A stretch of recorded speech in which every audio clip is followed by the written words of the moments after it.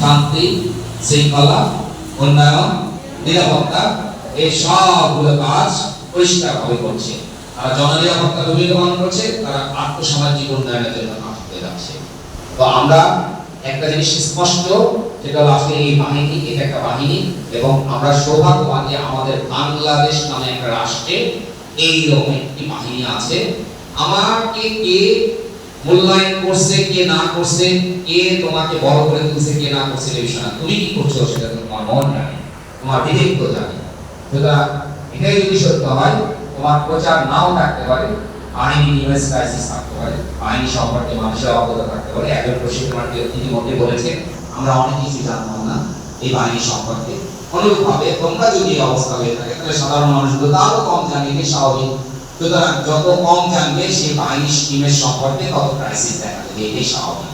কারণ মানুষ জন্ম থেকেই একেবারে এ বি সি ডি 1 2 3 ক এইসব যখন নাকি পড়াশোনা করে তখন কি শেখে?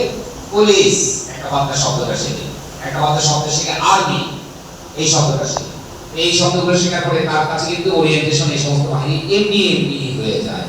কিন্তু ছোটবেলা থেকে বাল্য শিক্ষা থেকে স্কুলের শিক্ষা, প্রাতিষ্ঠানিক শিক্ষায় কখনো কি কেউ আনসার সম্পর্কে কখনো কোনো জ্ঞান দেয়? এই সম্পর্কে কখনো বলা হয়? দ্যাটস ওয়াই আমরা এটা সম্পর্কে খুব বেশি জানা আমাদের সুযোগ থাকার কথা না, এবং এই কারণে আমরা খুব কম জানি, এবং এই কারণে আমাদের ক্রাইসিস। সূত্রটা তোমরা পেয়েছো যে আমরা এত কাজ করি, আমরা আমাদের ক্রাইসিস কেন? মনে রাখবা, সর্বত্র আমরা যে শব্দটা আছে অ্যাকচুয়ালি আমরা আসলে শব্দ প্রতিটা ইঞ্চিতে আমাদের অবস্থান। কোথাও আনসার না থাকে বিডিবি আছে, বিডিবি না থাকে আনসার ব্যাটালিয়নের সদস্য, ব্যাটালিয়ন আনসার আছে, কিন্তু সব জায়গায় প্রতি বর্গ ইঞ্চিতে এই ভূখণ্ডে আমরা আছি। যে অবস্থায় আমরা সবসময় অ্যাক্টিভ, আমরা কখনো নিষ্ক্রিয়। সবাই ঘুমিয়ে থাকে, আমরা ঘুমাই না। একমাত্র বাহিনী যে নিশ্চিদ্র নিরাপত্তা নিশ্চিত করে কিভাবে করে, সে নিজে না ঘুমিয়ে।